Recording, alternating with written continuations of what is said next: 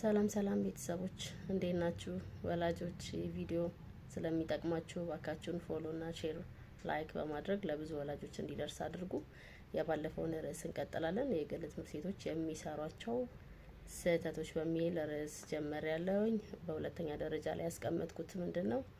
ዛሬ ማወራላችሁ ሬድ ፍላግ ሳይን ያላቸው ወይም ደግሞ አደገኛ የሆነ ባህሪ ያላቸውን ተማሪዎች ችላ ማለት። ይህም እንዴት ይገለጻል? አደገኛ ባህሪ ያላቸው ብዬ እኔ በራሴ የገለጽኳቸው ምንድናቸው? የመጀመሪያው ከቴክኖሎጂ ጋር አግባብ ያልሆነ ግንኙነት ያላቸው ተማሪዎች። በሁለተኛ ደረጃ ላይ ከባህልም ሆነ ከሃይማኖት የወጡ ወይም ደግሞ ስለ ባህልም ስለ ሃይማኖትም ምንም ግድ የማይሰጣቸው ወይም ስለዛ ነገር እውቀት የሌላቸው ተማሪዎች።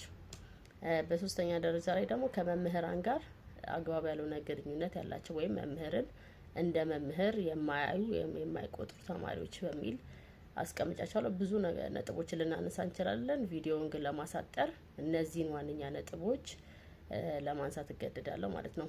እነዚህ ባህሪ ያላቸውን ተማሪዎች አንዳንድ ጊዜ የሚሰጣቸው ቅጣት ወይም ደግሞ ትምህርት ቤቶች የሚወስዱባቸው እርምጃዎች ልጆቹን የሚያስተምሩ ወይም ደግሞ በቂ ያልሆኑ ቅጣቶችን ሲቀጡ እናያለን። ያ ደግሞ ምንድነው እሱ የሚያስከትለው ካላችሁኝ፣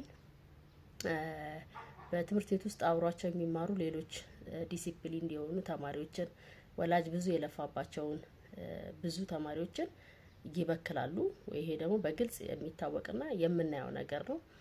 እነሱ ላይ ደግሞ የተወሰደውን እርምጃ በማየት ሌሎች ተማሪዎች ነገሩ ላጠፉት ጥፋት ቅለት ይሰጡታል ወይም ደግሞ እንደ ኖርማል ነገር እንዲያው ለምሳሌ ሃይማኖታዊ ነገር ነክተው ከሆነ ያንን ሃይማኖታዊ የሆነውን ነገር እንደ ቀልድ የማየት ነገር ይኖራል።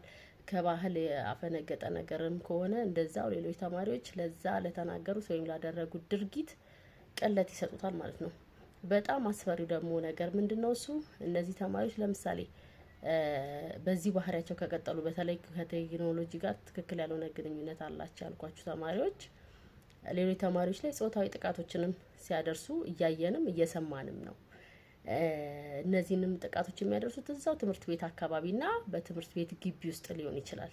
እነዛን ጥቃቶች የሚያደርጉት ለዛ ሁሉ መብትና ብቃት ከየት አገኙ ካላችሁ በሚያሳዩት ባህሪ ትክክለኛ ያልሆነ ቅጣት ስላልተቀጡ ወይም ደግሞ ለነገሩ ክብደት እንዳይሰጡት ስለተደረጉ ነው።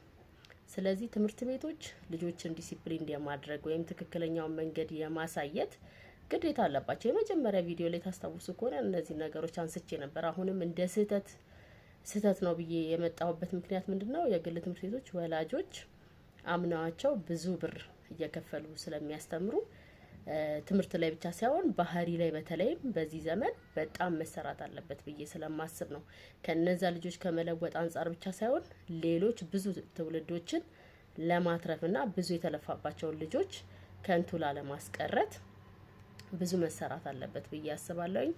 ስለዚህ እኚህ ዳንጀር ሳይን ያላቸውን ተማሪዎች ላይ አግባብ የሆነ ቅጣት ያው ዱላ እያልኩ እንዳልሆነ እዚህ ጋር በደንብ እንዲያዝልኝ ይፈልጋለሁ። በአሁኑ ሰዓት ተማሪዎች በተለያየ መንገድ የተለያዩ ቅጣቶችን አካላዊ ያልሆነ ቅጣቶችን ይሰጣቸዋል። ያ ደግሞ እንዲያስተምራቸው ትክክለኛውን መንገድ እንዲያውቁ ስለሚረዳቸው ወላጆች ላይ ያለውን ኃላፊነት ከመቀነስ አንጻር የግል ትምህርት ቤቶች እነዚህ ነገሮች ችላ ማለት በፍጹም የለባቸውም። የትውልድ ኃላፊነት አለባቸው ብዬ ስለማስብ በሁለተኛ ደረጃ ላይ ይሄን አስቀምጫለሁ። ቀጣይ ቪዲዮ እንድሰራላችሁ ዋካችሁ ወላጆች ፍላጎታችሁን አሳውቁኝ። ኮሜንት አድርጉ፣ ጻፉልኝ፣ ላይክ አድርጉ፣ ሼር አድርጉ ለብዙ ወላጆች እንዲደርስ። አመሰግናለሁ።